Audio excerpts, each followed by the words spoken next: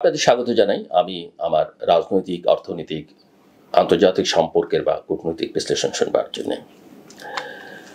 বাংলাদেশের রাজনীতির আজকের পরিপ্রেক্ষিতে সবচেয়ে আলোচিত এবং সমালোচিত একটি নাম হলো অন্তর্বর্তী সরকারের প্রধান উপদেষ্টা ডক্টর মোহাম্মদ ইউনূস,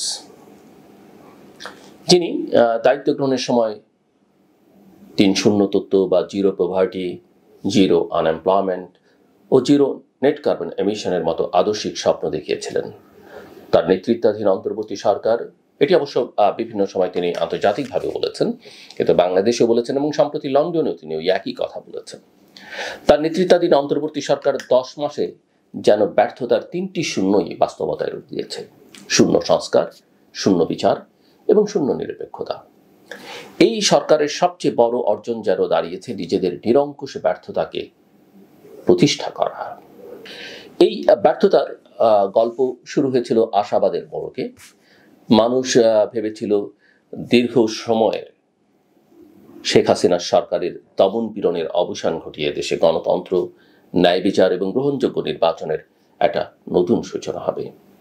কিন্তু সময় যত গড়িয়েছে, দৃশ্যপটে উন্মোচিত হয়েছে একের পর এক প্রশ্নবিদ্ধ সিদ্ধান্ত, পক্ষপাতিত্ব, দুর্নীতি আর অদূরদর্শী নীতি। বিশেষ করে ডক্টর ইউনূস এবং তার ঘনিষ্ঠ উপদেষ্টাদের কর্মকাণ্ডে জনমনে তৈরি হয়েছে তীব্র অসন্তোষ এবং অবিশ্বাস। গত 10 মাসের সংস্কারের নামে যা হয়েছে তা যেন শুধুই চমক। নানা নাম দিয়ে কমিশন গঠন, বিদেশি বিশেষজ্ঞদের আমদানি, কিন্তু বাস্তব কোনো অগ্রগতি নেই। গণমাধ্যম সংস্কার কমিশন থেকে শুরু করে রাজনৈতিক সংস্কারের নানা প্রস্তাব বাস্তবতা বিবর্জিত, স্বার্থান্বেষী এবং গভীর পক্ষপাতদুষ্ট। একদিকে যেমন রাষ্ট্রীয় অর্থ অপচয় হয়েছে, অন্যদিকে নীতি নির্ধারণে সাধারণ মানুষের অংশগ্রহণ তো দূরের কথা, প্রকৃত রাজনৈতিক শক্তিগুলোকেও উপেক্ষা করা হয়েছে। এই সময়ের অর্থাৎ গত 10 মাসের সবচেয়ে বড় আলোচনার কেন্দ্রবিন্দু ছিল জুলাই গণহত্যার বিচার। কিন্তু আজও সেই বিচার দৃশ্যমান হয়নি, বরং প্রহসনের মতো মামলা দিয়ে প্রকৃত অপরাধীদের আড়াল করবার চেষ্টা করা হয়েছে। একই সঙ্গে নিরীহ মানুষকে হয়রানি করা হয়েছে মিথ্যা মামলার জালে। এতে করে ন্যায় বিচারের আশা যেন মুখ থুবড়ে পড়েছে।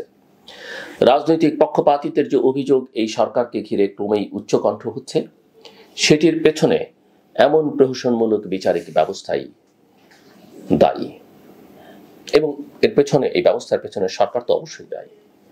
প্রফেসর ডক্টর মোহাম্মদ ইউনূসের নেতৃত্বে এই অন্তর্বর্তী সরকার যেভাবে জাতীয় নাগরিক পার্টিকে, এনসিপিকে অঘোষিত পৃষ্ঠপোষকতা দিচ্ছে, তাতে করে সরকার নিরপেক্ষ থাকার ভানটুকুও রাখতে পারছে না। তার প্রতিফলন দেখা গেছে নির্বাচন প্রসঙ্গে। অতীতে সব তত্ত্বাবধায়ক সরকার 90 দিনের মধ্যে নির্বাচন করেছে, অথচ এই সরকার 10 মাস পেরিয়ে এখনো সময় ক্ষেপণ করছে। প্রথমে বলা হয়েছিল ডিসেম্বর, পরে জুন, এখন আবার এপ্রিলে একতরফা নির্বাচনের ঘোষণা দিয়ে রাজনৈতিক সংকটকে আরো গভীর করা হয়েছে। এনসিপির দল গোছানো শেষ না হওয়া পর্যন্ত নির্বাচন হবে না, এই বার্তাই যেন এখন উন্মুক্ত গোপন।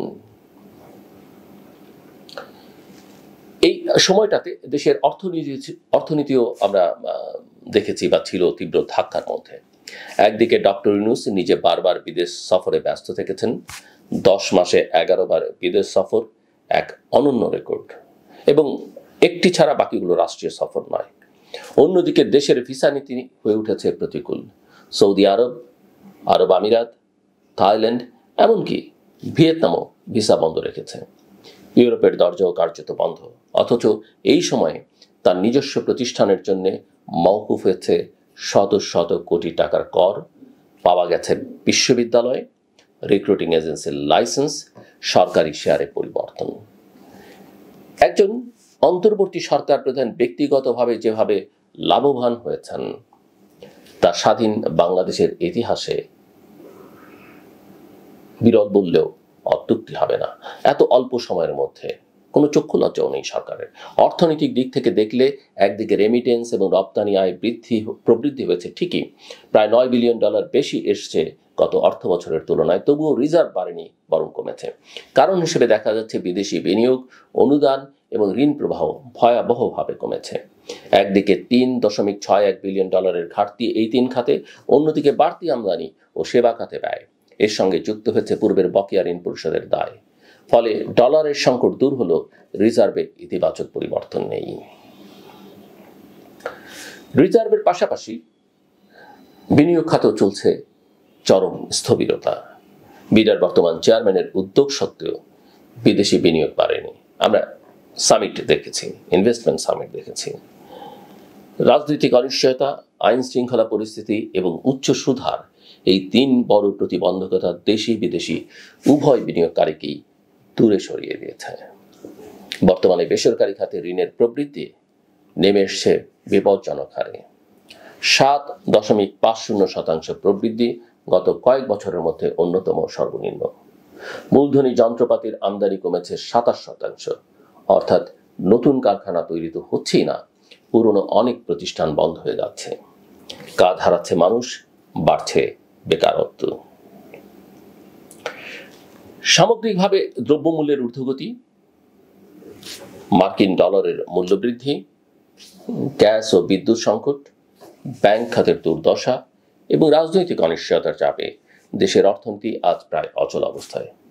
অথচ এই অবস্থার জন্য কোনো কার্যকর পদক্ষেপ বা দিক নির্দেশনা সরকার থেকে পাওয়া যাচ্ছে না, বরং দেখা যাচ্ছে দায়িত্ব জ্ঞানহীন বক্তব্য, একের পর এক বিতর্কিত সিদ্ধান্ত এবং অযোগ্য উপদেষ্টাদের ক্ষমতার চরম অপব্যবহার।